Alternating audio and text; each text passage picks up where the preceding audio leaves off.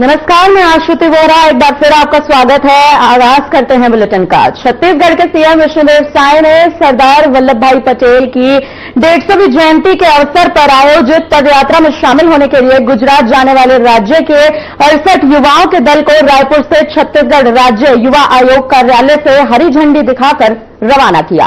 ये युवा सरदार पटेल की कर्मभूमि कर्मसद से केवड़िया तक आयोजित राष्ट्रीय पदयात्रा में हिस्सा लेंगे। सीएम साय ने कहा कि सरदार वल्लभ भाई पटेल ने देश की 562 रियासतों को और ब्रिटिश शासन के अधीन क्षेत्रों को एकजुट कर अखंड भारत की नींव रखी। उनकी दृढ़ इच्छा शक्ति, अटल संकल्प और अथक परिश्रम ने भारत के एक सूत्र में पिरो दिया है। सीएम साय ने यह भी कहा कि विगत दिनों वे गुजरात के केवड़िया में आयोजित भारत पर्व में सम्मिलित हुए थे, जहां उन्होंने विश्व की सबसे ऊंची प्रतिमा स्टैच्यू ऑफ यूनिटी के दर्शन किए और भारत की सांस्कृतिक एकता की जीवंत झलक देखी। इस अवसर पर छत्तीसगढ़ की समृद्धि, संस्कृति, विविधता और व्यंजनों का भी प्रदर्शन किया गया था। सीएम साय ने यह भी कहा कि 26 नवंबर से 6 दिसंबर तक आयोजित होने वाले यूनिटी मार्च में छत्तीसगढ़ के युवाओं के साथ देश भर के जनप्रतिनिधि भी शामिल होंगे, जो हम सभी के लिए गर्व की बात है।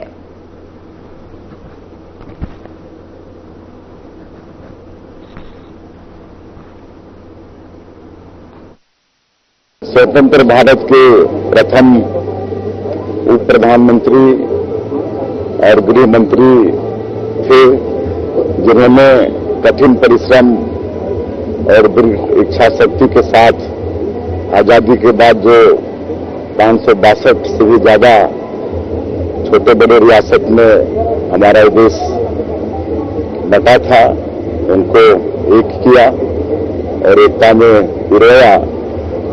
तो उनका जन्मदिन 31 अक्टूबर को हम लोग एकता दिवस के रूप में मनाते हैं और एकता दौड़ का भी आयोजन होता है, क्योंकि इस साल उनका 150वीं जयंती समारोह चल रहा है।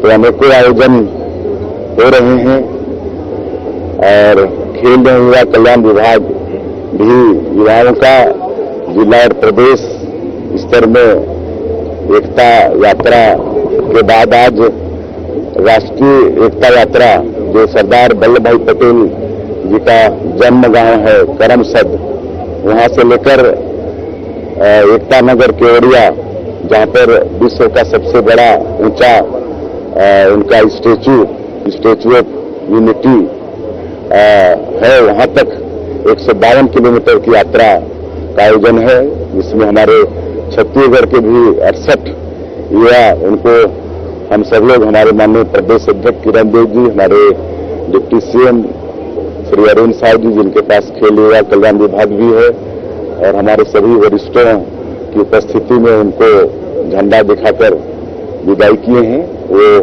शामिल होंगे यात्रा में और एक दिन हम लोग भी अपने डिप्टी सीएम के साथ, खेल युवा कल्याण मंत्री जी के साथ हम लोग भी जाएंगे और एक दिन हम लोग भी यात्रा में शामिल होंगे।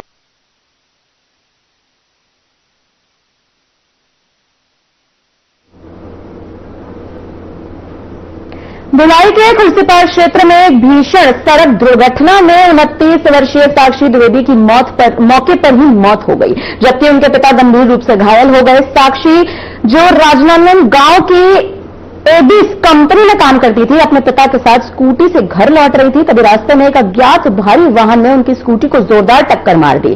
घायल पिता को अस्पताल में भर्ती कराया गया, जबकि पुलिस फरार वाहन चालक की तलाश लगातार कर रही है। तो वहीं स्थानीय लोगों का कहना है कि आईटीआई क्षेत्र में भारी वाहनों की आवाजाही के कारण यहां अक्सर हादसे होते रहते हैं।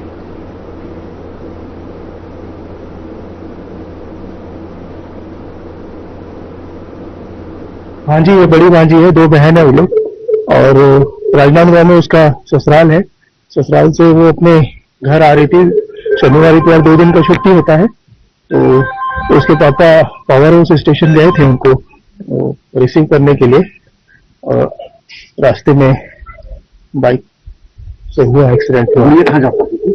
गुड़िया एबीस, राजनांदगांव का एबीस ग्रुप है, वहां पे जॉब करते थे। हाल में शादी हुई? हाल में फरवरी में, लास्ट फरवरी में शादी हुआ था। ससुराल नांदगांव में? ससुराल नांदगांव में। यहाँ मतलब कुछ फंक्शन में शामिल नहीं, वो शनिवार इतवार 2 दिन का छुट्टी रहता है, तो वो मम्मी पापा के साथ में थोड़ा समय तो आ जाती है। ड्राइव लाने के पापा के लिए? हाँ, पापा को चोट लगी? पापा को चोट लगी है, हाथ में पैर में लगा है उनको। आपका नाम? मेरा नाम नरेश कश्यप है, मैं उनका भांजा हूँ, मामा हूँ, वो मेरी भांजी थी।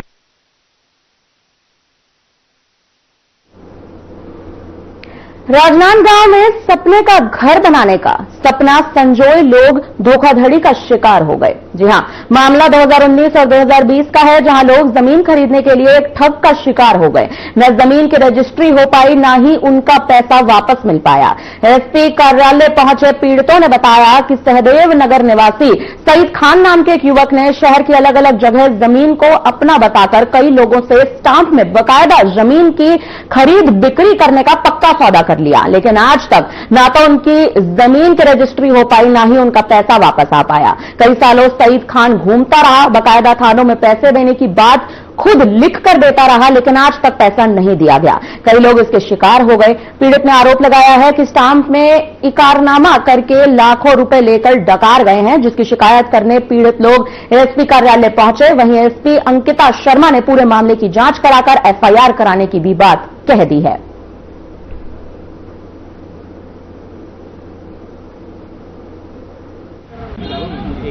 जमीन का धोखाधड़ी हुआ है मेरे साथ भी।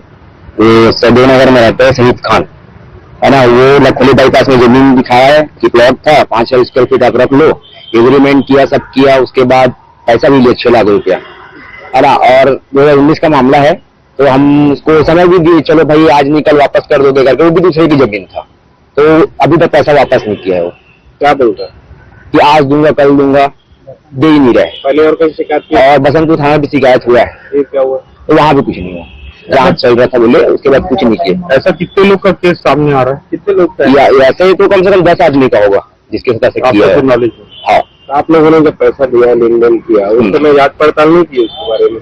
जांच पड़ताल की, एग्रीमेंट किया था सामने वाले के साथ, तो एग्रीमेंट को कैंसिल कर दिया वो, और हम लोग का पैसा वापस करूंगा बोले, वापस ही नहीं किया।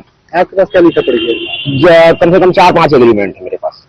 एग्रीमेंट हम वो सईद खान एक जन है जो जमीन को हमको बेचने के लिए बोला, लेकिन पैसा भी लिया, और उसके बाद फिर वो ना जमीन दे रहा है, ना ही वो पैसा वापस कर रहा है। इस मामले में हम नगर पुलिस अधीक्षक के पास आए हैं कंप्लेंट देने के लिए।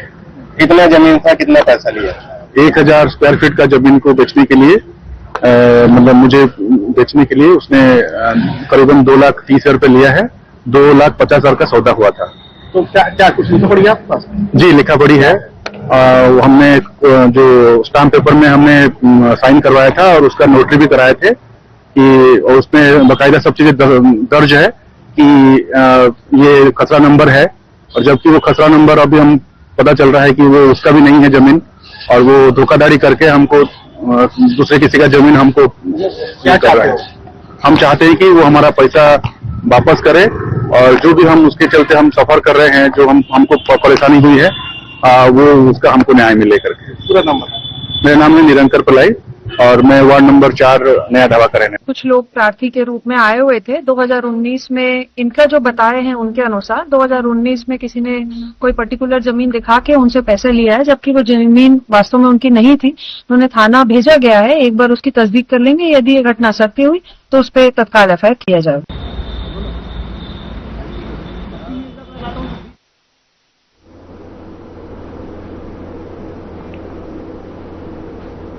बीजापुर जिले में लगभग 2 से 3 महीने पहले उत्तर प्रदेश के 3 व्यापारी लापता हो गए थे, जो गांव-गांव जाकर कपड़े, तिरपाल और अन्य घरेलू सामान बेचने का काम करते थे। इनकी पहचान अल्ताफ, शोएब और इमरान के रूप में हुई है। इनके परिजनों ने दावा कर दिया है कि वे नक्सल प्रभावित क्षेत्रों से गायब हुए, जिसमें उनके अपहरण की होने की आशंका जताई जा रही है। परिजन काफी समय से प्रशासन और पुलिस से अपील कर रहे हैं कि इन तीनों की खोजबीन जल्द से जल्द की जाए, और अगर वे कहीं भी हैं तो उन्हें छोड़ दिया जाए। इस मामले में सिर्फ इमरान की गुमशुदगी की रिपोर्ट आई है। भोपालपट्टनम थाने में 12 सितंबर को दर्ज हुई थी। बाकी 2 की खबरें मीडिया के जरिए पुलिस के संज्ञान में आ चुकी हैं, तो वहीं पुलिस और प्रशासन का कहना है कि बीजापुर जिला पुलिस ने घटनाओं की पुष्टि करते हुए जांच शुरू कर दी है, लेकिन अभी तक इन लापता लोगों का कोई सुराग नहीं मिल पाया है। पुलिस अधिकारी परिवारजनों से लगातार संपर्क बनाए हुए हैं।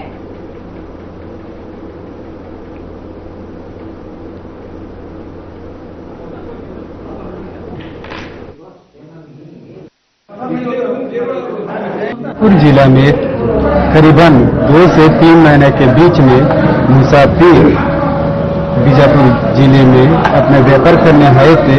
3 महीनों से गायब है, जिसको लेकर उनके परिजन काफी परेशान है। 3 महीनों से ढूंढ रहे हैं, हालांकि परिजन अब तक ढूंढ नहीं पाए। क्या नाम है, किस प्रकार क्या काम करने के लिए आए थे और वो किन किन क्षेत्रों में जाकर गायब हो गए हैं, उनके फैमिली के माध्यम से जानने का प्रयास करेंगे। आपका नाम क्या है? सर मेरा नाम मोहम्मद जुनैद है। जी, यहाँ पे जो आप मुसाफिर जो आए थे, कितने लोग आए थे?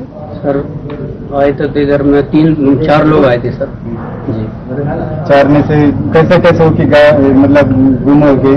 सर हम 2 लोग तो घर चले गए थे और 2 लोग वो अकेले रहते थे इधर में। वो दोनों इधर कुछ बागा साइड में कंबल और तिरपाल बेचने के लिए गए हुए थे, तो वो वैसे ही गायब हो गए।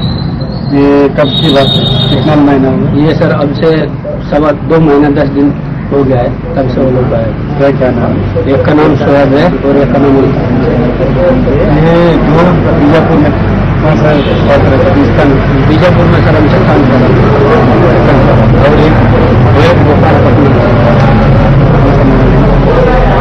सर मस्जिद के पास में रूम है सर।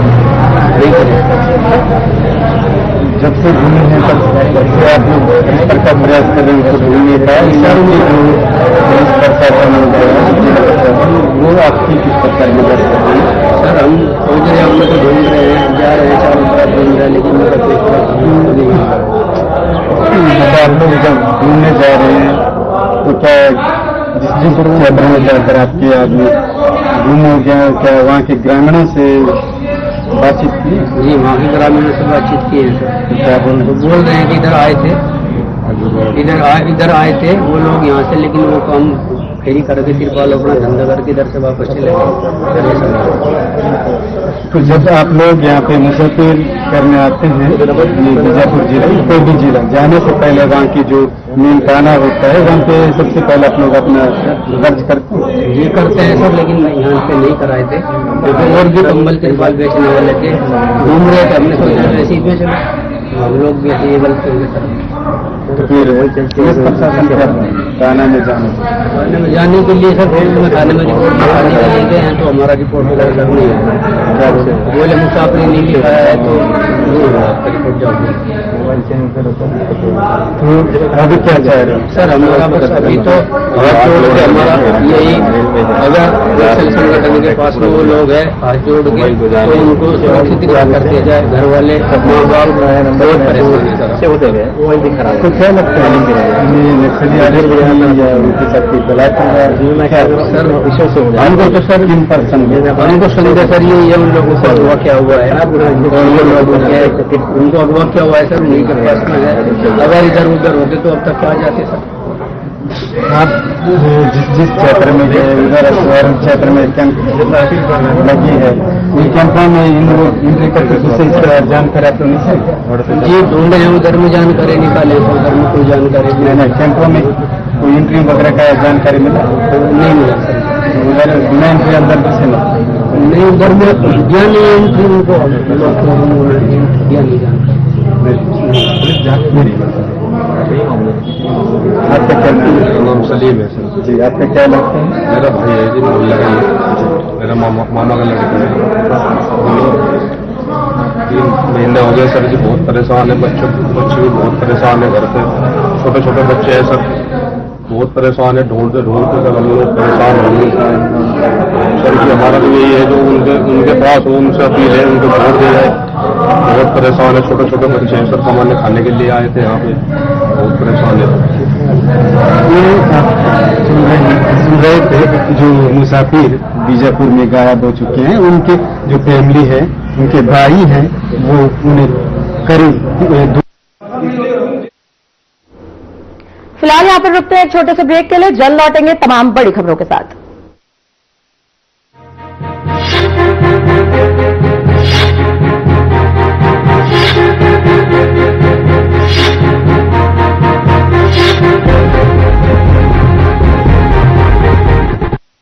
लोग सेहत बनाने के लिए क्या क्या नहीं करते, जिम जाते हैं, कसरत करते हैं, काजू बादाम प्रोटीन के डिब्बे तक घोल घोल कर पीते हैं, फिर भी उनकी सेहत नहीं बनती क्योंकि उनका पाचन तंत्र खराब है। और जब तक के पाचन तंत्र दुरुस्त नहीं होगा, वो जितना मर्जी अच्छे से अच्छा खा ले, उनकी सेहत नहीं बन सकती। इसलिए हमारी संस्था सन्यासी आयुर्वेदा ने एक ऐसी दवा का निर्माण किया है जो कि आपके लिवर को, आपके पाचन तंत्र को दुरुस्त करने का काम करती है, ताकि आप जो भी खाएं उसका पूरे का पूरा निचोड़ आपके शरीर को लगे, आपकी भूख बढ़े, खाया पिया सही से लगे, नया खून बने, हड्डियों में जान आए, वजन बढ़े और आप मोटे तगड़े खूबसूरत पर्सनैलिटी के मालिक बन जाए। सिर्फ 655 रुपए की पूरे एक महीने की दवा होती है और आप इसे घर बैठे 01145454545 पर फोन करके दवा मंगवा सकते हैं। राम राम काका। राम राम काका, अब भारी चिंता में दिखा बस, और मोर घर बिहाव मार गएगा और इतनी धान खरीदी की तारीख घलो आगे है। वहाँ मुश्किल के का बात है जी, समिति में जाके टोकन लाग पड़ी, वहाँ खड़े तो जाना था, दिन भर घाम में खड़े रहा और पता नहीं नंबर कब आई और कहूँ नंबर है, मोर घर के बिहाव दिन आगे था, धान ले चल जाऊँ कि बिहाव करूँ का काका तहूँ है। यहाँ डिजिटल के जमाने में लाइन लगू की सर जी, ते समिति में पंजीयन करवाए नहीं करे हो, तब फिर बस मोबाइल में तुहर टोकन अपने डाउनलोड कर ले और ते अपन हिसाब से मैं तारीख ले ले, तारीख लेके बाद सरकारी रेट के हिसाब से बेच देते हैं जी। और भुगतान कब होगी? 48 घंटा में साथ आए। अच्छा, मोबाइल रखे नहीं? हाँ रखे हो, तो चल मैं बताता हूँ, देखा तो मोबाइल ला, ले पहली प्ले स्टोर में जाके तुहर टोकन अपने डाउनलोड कर ले, ओकर बाद में किसान कोड डाल के रजिस्टर कर लेता। काकर नाम में खेत है रामलाल। कौन जिले का? धमतरी। टोकन के का तारीख लेने हैं? शुक्रवार के कर देगा, 29 तारीख के। हाँ ले, ये दे OTP आ गए, तो टोकन कट गए, दिखा ये ले देख। अब काका करा मोबाइल है तो एक काम हो गए, अब मोर में और गांव के दूसर सियान मन में मोबाइल नहीं है, फिर वो मन कैसे करी? समिति कम बन गए हो गए फिर? अरे नहीं रे भाई किसान, ऐसे कैसे गए होगी? समिति में घलो टोकन बनी, लेकिन सिर्फ 30%, और वो बिहनिया शुरू हो जाई 9:30 बजे ले, और ऑनलाइन वाले मन के शुरू हो जाई बिहनिया 8 बजे ले। और जिन किसान मन मोबाइल नहीं चलावे वो मन भी समिति में जाके टोकन कटा सकत है। ये तो बढ़िया बात है, 30% मतलब ज्यादा लंबा लाइन भी नहीं लगी और काम भी हो जाये। पढ़े करे निर्भय, आज तक वो सब चिंता मिटा देते भाई। अरे मैं नहीं मिटाया काका, एला तो हमारे मुख्यमंत्री विष्णुदेव साय जी करेगा। ये बात करेगा। अब हमारे मुख्यमंत्री विष्णुदेव साय धान खरीदी ला कर दी और आसान। अब पंजीकृत किसान मोबाइल में तुहर टोकन ऐप ला डाउनलोड कराएं और ओमा फार्म भर के और पूरा जानकारी देके बिहनिया 8 बजे ले अपन टोकन निकाल सकत है। और हाँ, 70% टोकन अब किसान अपन घर बैठे बना सकत है तुहर टोकन ऐप के माध्यम ले। अब आप अपन पसंदीदा तारीख चुन सकत हो, न लाइन और न घेरी बेरी चक्कर काटे के झंझट, और पैसा भी 48 घंटा में आपके खाता में आ जाए। छत्तीसगढ़ सरकार, हमने बनाया, हम ही संवारेंगे।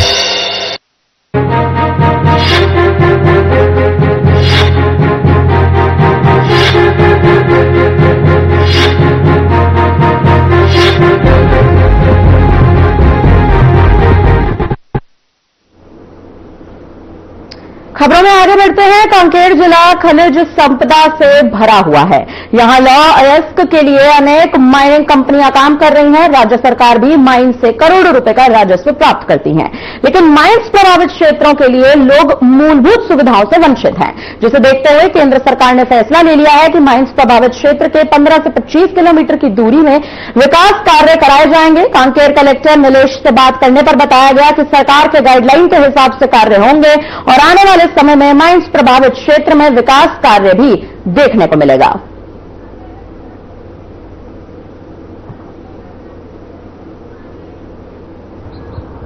होता भी नहीं सर, कभी आपसे नहीं। तो लगातार कुछ विषय तो आते रहते, क्योंकि एक्सप्लोटेटिव इंडस्ट्री है, बहुत बड़ा जो माइनिंग के काम रहते हैं उसमें प्रदूषण की भी संभावना होती है, तो ग्रामीणों की बहुत सारी उसमें कुछ मांग और कुछ शिकायतें भी रहती है, बहुत स्वाभाविक सी बात है। इस तरह के माइनिंग वर्क में वो रहती है, किंतु शासन द्वारा नया नियम भी बनाया गया, 25 किलोमीटर और 15 किलोमीटर के दायरे में अभी डीएमएफ का कार्य होगा। इसके साथ साथ माइन क्षेत्र में भी जो अधोसंरचना है, रोड, ब्रिज या कुछ पानी की व्यवस्था, वो भी लगातार जिला प्रशासन द्वारा किया जा रहा है। कल भी हमारा जिला प्रशासन का चारगांव में माइंस को लेकर ग्रामीणों से एक मीटिंग भी रखी गई है, ताकि इस तरह से लगातार प्रयास रहता है। 15 नवंबर से जिले में धान खरीद शुरू होने के साथ ही अवैध धान खपाने वाले कोचिए भी सक्रिय हो गए हैं। तो वहीं प्रशासन ने सीमावर्ती क्षेत्रों में कड़ी चौकसी कर दी है। कलेक्टर जितेंद्र यादव के निर्देश पर राजस्व, खाद्य और कृषि उपज मंडी के संयुक्त दल ने 25,42,000 रुपए मूल्य का 820 क्विंटल 2050 कट्टे धान जब्त कर लिया है। यह धान खुर्सीपार के थाने उपार्जन केंद्र ग्राम सेमहेरा के कोचिए से जब्त किया गया है। आपको बता दें, वहीं डोंगरगढ़ एसडीएम ने जब्त किए गए धान के मामले पर कार्रवाई की है। कलेक्टर ने बताया कि अब तक 50 लाख रुपए से अधिक का अवैध धान जब्त किया जा चुका है और ये कार्रवाई आगे भी इसी प्रकार से जारी रहेगी।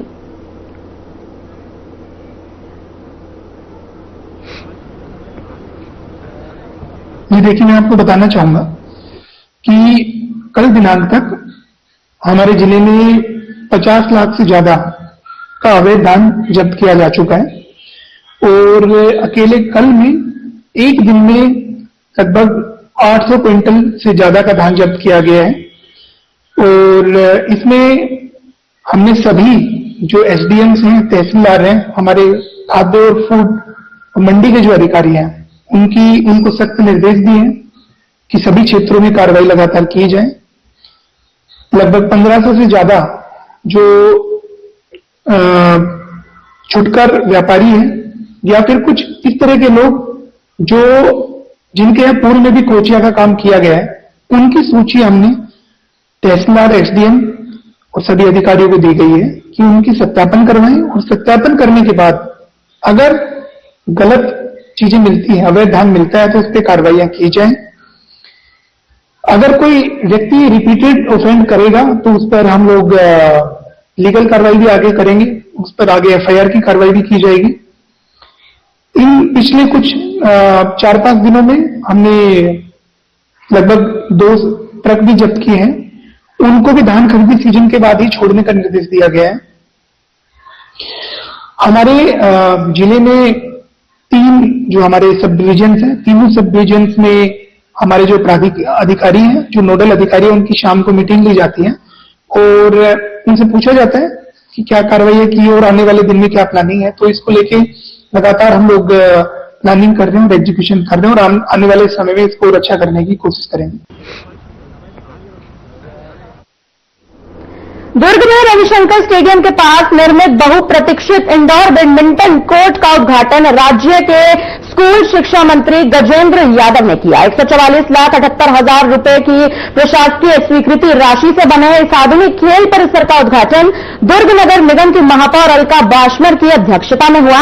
इस अवसर पर कलेक्टर अभिजीत सिंह, वरिष्ठ पुलिस अधीक्षक विजय अग्रवाल, नगर निगम अध्यक्ष श्याम शर्मा और वार्ड 29 की पार्षद बबीता यादव विशिष्ट अतिथि के रूप में उपस्थित थे।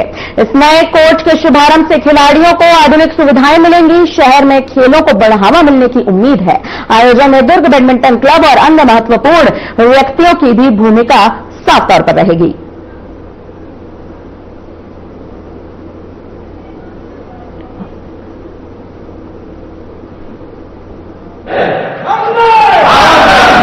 हम सभी बैडमिंटन खिलाड़ी गजेंद्र भैया का बहुत बहुत आभार व्यक्त करते हैं कि हम इतना बेहतरीन दुर्ग शहर में एक इंडोर बैडमिंटन कोर्ट का सौगात दिए और हम चाहते हैं कि यहाँ से बहुत युवा खिलाड़ी उभरे, यहाँ से निकले जो अंतर्राष्ट्रीय स्तर पर जाएं। जो सुविधाएं यहाँ पे अभी उपलब्ध कराई गई है उससे आप लोग संतुष्ट हैं कि कुछ और सुविधाएं की मांग आप लोग आगे रखते हैं? बहुत संतुष्ट हैं। हम जो चाहते हैं उनसे हमको और ज्यादा ही मिला है। देखिए, हम सभी मित्रगण जो हैं बहुत लंबे समय से इस बैडमिंटन कोर्ट का इंतजार कर रहे थे और हम बहुत सालों से बाहर ग्राउंड में ओपन में खेलते थे।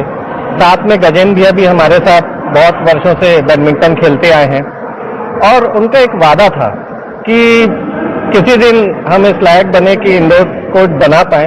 हम अगर मंत्री बने तो हम सबसे पहला काम यही करेंगे कि आप लोगों के लिए बैडमिंटन कोर्ट बनाएंगे।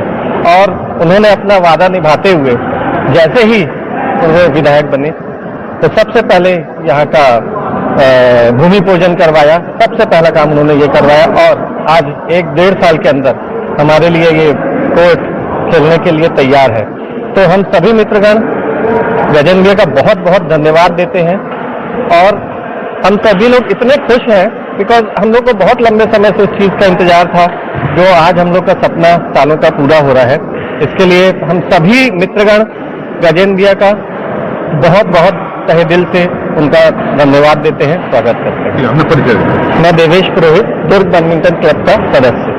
विधायक बनने के बाद जो लोगों की मांग के अनुरूप हमने 1.5 करोड़ की लागत से बैडमिंटन कोर्ट बनाया है और आप देख रहे हैं सर्वसुधाई 3 कोर्ट है, इसमें अटैच लेट बात है, एक ऑफिस रहेगा, ऊपर में एक कैंटीन भी रहेगा जब मैच चलेंगे तो, और बच्चों के सरकार की कैंटीन की व्यवस्था भी रहेगी।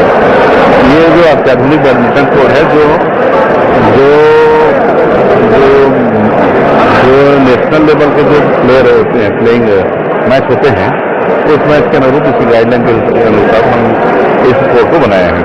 वॉलीबॉल कोर्ट बनाने के लिए आपने बात कही मंच से, अभी वो कब तक देखने को मिलेगा? अभी इसके तुरंत बाद एक हमारा स्विमिंग कोर्ट काम कर रहा है, 80% काम कंप्लीट हो गया है। स्विमिंग के बाद हम लोग वॉलीबॉल भी चाह रहे हैं। वॉलीबॉल क्योंकि पुलिस लाइन पहले वॉलीबॉल में छोटा सा भी बंद हो गया है, हम फिर चाह रहे हैं कि वॉलीबॉल में चले ताकि यहाँ बच्चों को वॉलीबॉल भी खेलने को मिले। नोटबंदी में जो 2 महिलाओं ने अपनी जान लगाई थी, कल उनके परिवार से आप मिलने गए थे, क्या कुछ बात हुई है? शासन के द्वारा उनको किस तरह से मदद किया जाए? अभी तो सरकार सहयोग राशि मैंने उनको अपनी ओर से दिया है।